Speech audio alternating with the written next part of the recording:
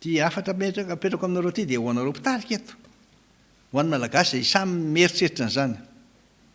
Tsy azo ekena mihitsy ny fametrahana voaka malagasy amin'izao toerana mahazo azy zao. Tsisy ny rano fisotro madio zay tena mba anajana ny asany sy ny dinitean'ny olona. Tena zo tanteraka ho anazy zany. Tsy misy fahalalahana mivezivezy, tsisy fahalalahana mba maneho hevitra na kely ary, fa dia tonga dia didy jadona, fanagadrana, fanapitena ny asany malagasy ny malagasy. Tsy firenena ny filazana an'izany, fa fanandevozana raha teo mihitsy ary fanjanahana amin'ny fomba endrika vaovao indray. Malagasy rehetra hoe aminareo samy matsapa, fa misy ireo vitsy sy manana tombontso manokana zay mbola miaro ihany.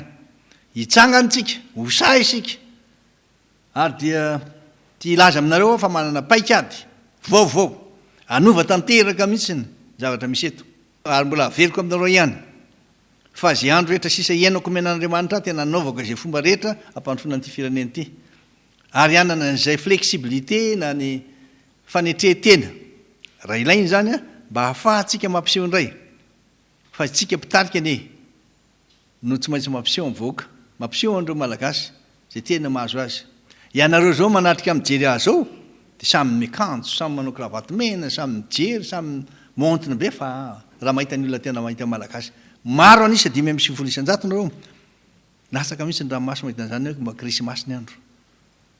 Tsisy azo atao, tsisy anyko hohanina ny trano, vidina vorotsiloza anankiray fa manetsiny, tsisy.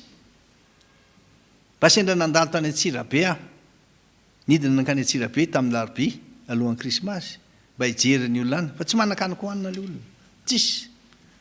Ka any manao ny tsy fanao, satria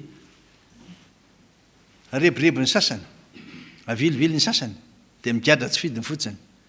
Misy indray a le fandrebirebena koa amin'ny alalana famomezana.